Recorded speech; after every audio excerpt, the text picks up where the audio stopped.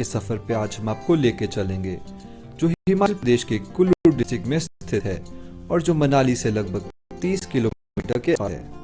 और virtual tour के साथ साथ हम आपको यहाँ आने का रास्ता भी बताएंगे और कंप्लीट इंफॉर्मेशन देंगे कि यहाँ कब आ सकते हैं, यहाँ कहाँ घूम सकते हैं और यहाँ रुकने का बेस्ट तरीका क्या है। लेकिन उससे पहले दोस्तों, अगर अभी तक आपने हमारे चैनल को सब्सक्राइब नहीं किया है तो इस वीडियो को लाइक करके इस चैनल को सब्सक्राइब का आपको नोटिफिकेशन जरूर मिल जाए। जिस गांव के सफर पे आज हम आपको लेके चलेंगे उस गांव का नाम है जाना, और जो मनाली के सबसे खूबसूरत गांव में से एक है। जाना विलेज मनाली से लगभग 34 और कुल्लू से लगभग 40 किलोमीटर के डिस्टेंस पे सिचुएटेड है और ये आज भी मनाली के सबसे खूबसूरत और अनएक्सप्लोर्ड विलेजेस में से एक है।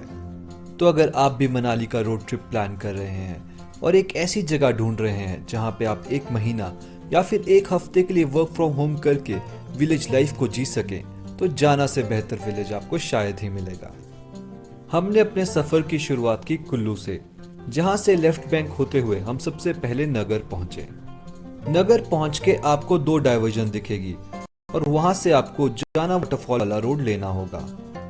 और दिल्ली से यहाँ आने का सबसे बेहतरीन तरीका ये है कि दिल्ली में कश्मीरी गेट तक आप मेट्रो ले सकते हैं और वहाँ से मजनू के टीला तक आप ऑटो ले सकते हैं।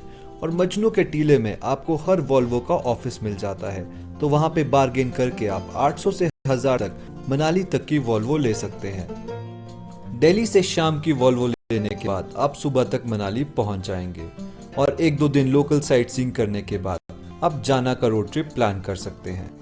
मनाली से जाना विलेज और जाना वाटरफॉल एक्सप्लोर करने के लिए आप टैक्सी या फिर बाइक रेंटल्स का सहारा ले सकते हैं और ये दोनों चीजें आपके बजट पे डिपेंड करती है। आधे घंटे की ड्राइव के बाद हम भी फाइनली जाना पहुंच गए और जाना विलेज को एक्सप्लोर करने से पहले हमने जाना वाटरफॉल को एक्सप्लोर करने का सोचा। जाना वाटरफॉल मनाली के सबसे खूबसूरत वाटरफॉल्स में से एक है और ये जाना जाता है अपने ट्रेडिशनल फूड और ब्यूटीफुल वाटरफॉल व्यूज के लिए। और साथ ही गर्मियों में आप यहाँ वाटरफॉल के बीच में लगी हुई टेबल कुर्सियों पर बैठ के भी खाना खा सकते हैं, जो अपने आप में बहुत ही फुलफिलिंग एक्सपीरियंस होता है। हमने भी थोड़ी देर यहाँ रुक के यहाँ पे लोकल डिश सिड्डू का मजा उठाया, जिससे आप भी ट्राई करते हैं। Sanitary pads and over 5,000 products delivered in 10 minutes. Blinkit, India's last minute app. का मजा उठाया, जिसे आप भी ट्राई कर सकते हैं। जाना वाटरफॉल को एक्सप्लोर करने और सिड्डू खाने के बाद हम लोग जाना विलेज की तरफ चले गए और इस विलेज को एक्सप्लोर करने के लिए आपको 10 से 15 मिनट का छोटा सा ट्रैक करना पड़ेगा। तो अगर आप बात कर लें इस जगह को विजिट करने के बेस्ट टाइम की, तो इस जगह को आप साल भर में कभी भी विजिट कर सकते हैं। लेकिन अगर आप लश ग्रीनरी में इस जगह को विजिट करना चाहते हैं तो अगस्त और सितंबर मंथ आपके लिए परफेक्ट रहेंगे। और अगर आप हैं स्नोफॉल के दीवाने तो दिसंबर और जनवरी मंथ आपके लिए परफेक्ट रहेंगे। जाना विलेज के ट्रैक पे आपको एक छोटा सा और बहुत ही खूबसूरत मंदिर देखने को मिलेगा, जो हिमाचली ट्रेडिशनल वे में बनाया गया है और आप यहाँ पे माथा टेक सकते हैं। और एक और चीज जो हम आपको बताना चाहते हैं, अगर आप भी कुल्लू मनाली का रोड ट्रिप प्लान कर रहे हैं और यहाँ के ब्यूटीफुल अनएक्सप्लोर्ड होम स्टेज में रहना चाहते हैं, जहाँ पे आपको ऑथेंटिक कुल्लू मनाली का फील मिल सके, और विलेज की एंट्रेंस पे सबसे पहली चीज जो हमें दिखी वो था यहाँ का टेम्पल, जिसने इस जगह में 4 चांद लगा दिए। जाना विलेज का ये टेम्पल काथकुनी आर्किटेक्चरल स्टाइल में बनाया गया है, जो हिमाचल के ट्रेडिशनल आर्किटेक्चरल स्टाइल्स में से एक है।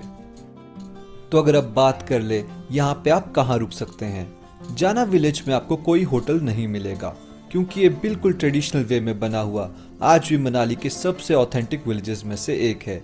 तो यहाँ पे आपको सिर्फ होम स्टेज ही मिलेंगे। मंदिर को एक्सप्लोर करने के बाद हम विलेज को एक्सप्लोर करने के लिए निकल गए और जब हम विलेज को एक्सप्लोर कर रहे थे तो एक चीज जो हमने हर घर में कॉमन देखी कि हर घर के नीचे बहुत सा घास और बहुत सी लकड़ियां इकट्ठी की हुई थी।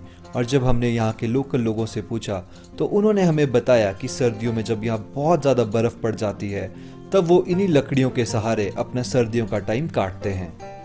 इस गांव में ज़्यादातर घर लकड़ी और चक्के से बनाए गए हैं।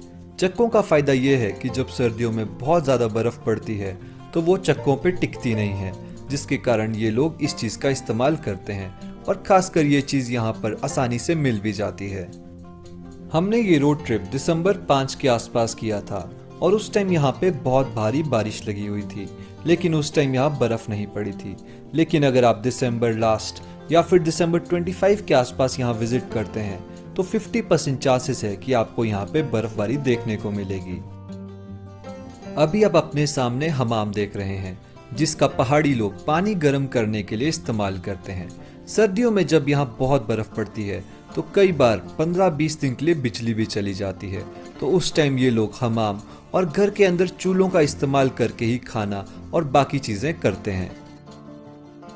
इस गांव को बाहर से एक्सप्लोर करने के बाद हमने सोचा क्यों ना हम अंदर जाके अपने